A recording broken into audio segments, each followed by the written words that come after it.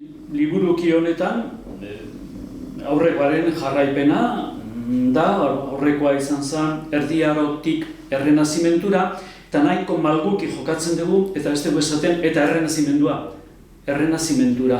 Orain, bigarren liburuki honetan, badaude autore batzuk hortxe daudenak, Errenazimendua, baina aurrera goko, eta orduan, liburuki honetan Errenazimentutik ilustraziorako pauso eman dugu. Eta gutxi gora bera, ez zehazki, zeren eta badaude autore bakar batzuk 19. mendekoak direnak, baina batez ere 17. eta 18. mendeko autore batzuk nagusiak, Etxeberri Ziburukoa, Oienart, Tartas, Axular, eta gero beste batzuk, ez hain garrantzitsua direnak, arrazoi ezberdinengatik, eta horiek bestera batera ez kapitulu bat eskainiz, baizik multzoan edo.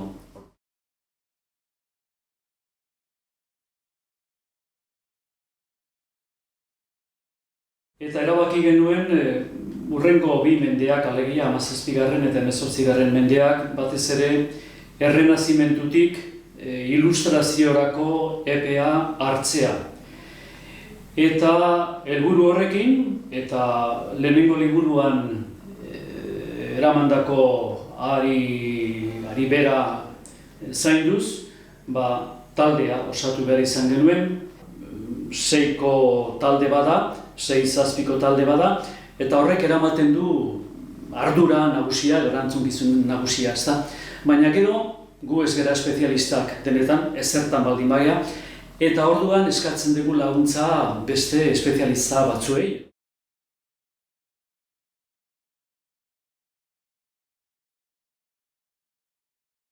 Lehenengo liburukia ez zuen hainbesteko arazorik, liburukiak hainbesteko arazorik sortu, autore solteak ziren, poema solte batzuk, eta orduan ez zegona arazo hondirik.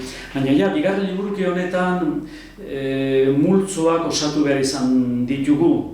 Poesia, prosa, antzerkia, gutunak, atsotitzak, produkzioa handiagoa da, eta orduan ezin dezu produkzio hori bota nola nahi, nahasian, piloan, antolatu inberda pixka bat, egituratu inberda pixka bat.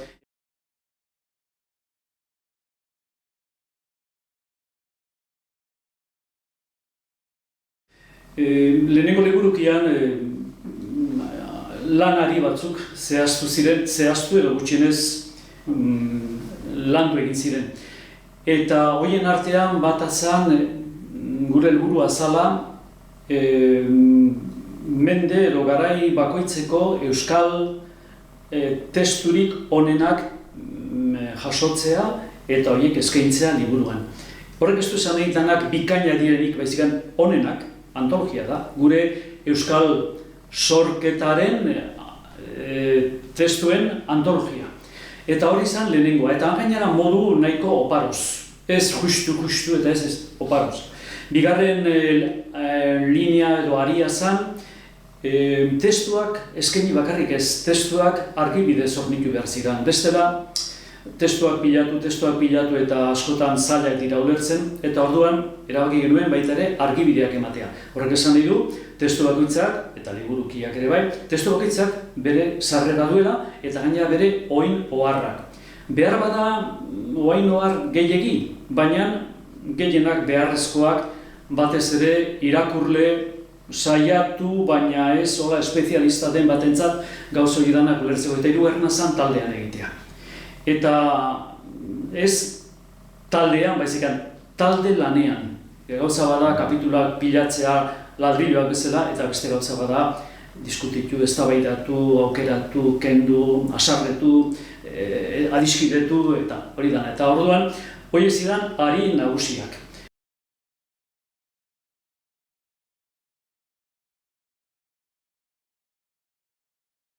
Gogora ekarriko genuke Axularrek diona bere geroaren hasieran.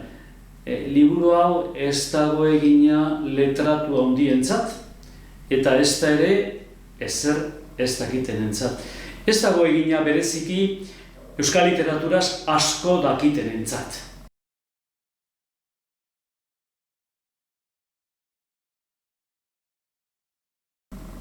ez dakit harira datorren, baina Patriarkizuk bere liburu batean esaten du mende hauetako poesia bariopintoa dela.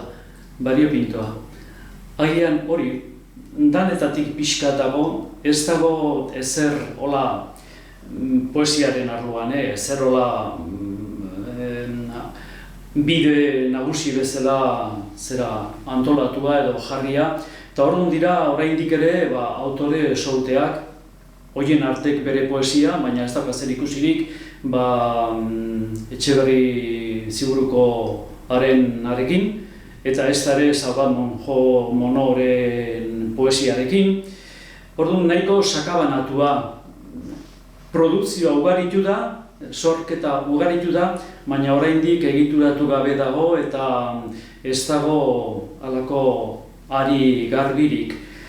Bestetik, esango genuke, karga erlijiosoa, mundu erlijiosoa oraindik garrantzia handia duela, pisu handia duela, eta ikusten dela bai poesian, bai teatroan, nahikoa da Gabonetako ikuskizuna ikustea, edo erlijioak, elizak, badu oraindik pisu handia literaturaren edo produkzioan, eta orduan guretzat arazo handia izan da batez ere liburu erlijiosoarekin nola jokatu. Beste ezaugarriren bat, gai berezi batzuk ere hasten dirala lantzen jadanik, itsaso adibidez, Terranobakoa, bidaiak, gerra baita ere, Frantziko, Napoleon garaiko edo iraultzaren garaiko gerren inguruko poemak, ugaritzen ari dira gaiak, baina oraindik ez dago gai bakoitzarako halako sendotasun gai bat osatzeko halako kapitulo bat edo oraindik hoize bariopinto xamarra dela. Narrazioan adibidez oraindik ez daukagu. Narrazioendik falta da. Daude istorio txiki batzuk, labur batzuk sartuak obra handietan, Axular edo Juan Bautista Agirre edo horietan, Fray Bartolomé Santa Teresa, hor daude sartuta istorio txiki batzuk, baina daude erlijioaren mezuaren zerbitzuan. Ez dago oraindik osatuta genero bezala.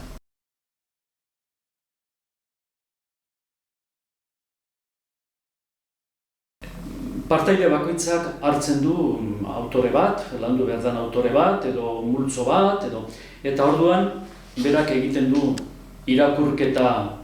Eta orduan bakoitzak hartzen du bere arloa, jo dezagun Axular, eta orduan irakurtzen du Axular, eta hortik aukeratzen ditu testuak.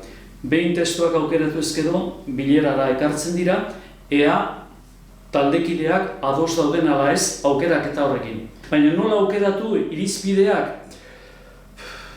nik esango nuke gehien bat gure esena literarioaren arabera.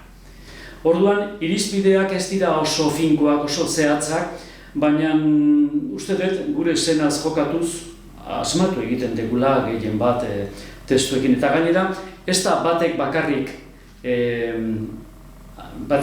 aukeratua testua, baizik askorren artean gutxienez filtratua eta horrek garantia pixka bat ematen du, ez erabatekoa, baina bai ematen du.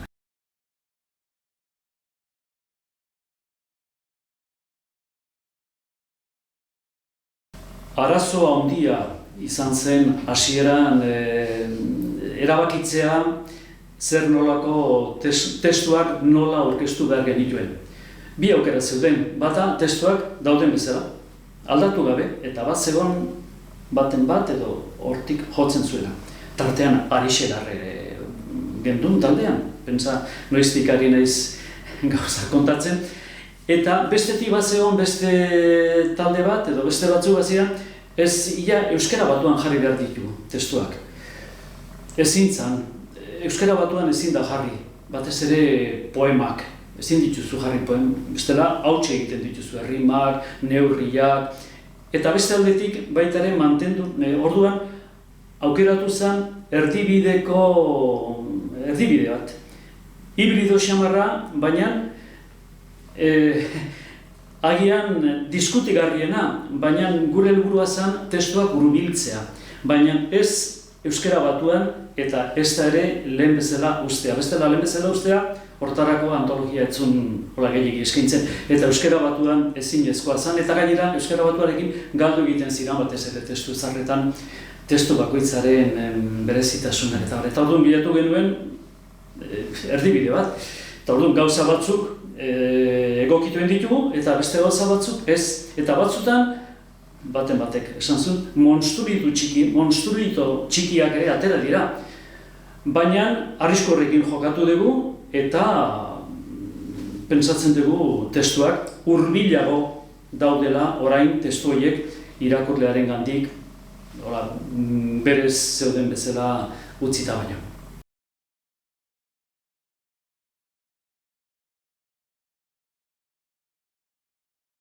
2007an hasi ginen proiektatzen.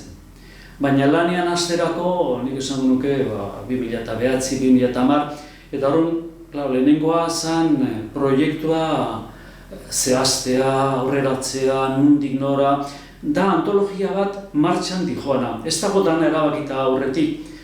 Ez genduen horrelako proiekturen eredu edo garbi bat, eta orduan martxan dijoan antologia bat da. Orduan, 2010an nola hasi ginen ja lehenengo liburukiarekin eta bukatu duen 15an, 16an. Eta bigarren honekin 4 urte gutxiago. Pentsatzen dugu hurrengoa azkarrago egingo dugula eta 3 urtetan nola bukatuko dugula. Ja, rodaje hartu dugu, azkarrago egiten dugu, badakigu zer egin behar dan, zer ez dan egin behar, ez gauza guztietan, baina gehienetan bai eta taldea ere hobeto funtzionatzen da horretatik.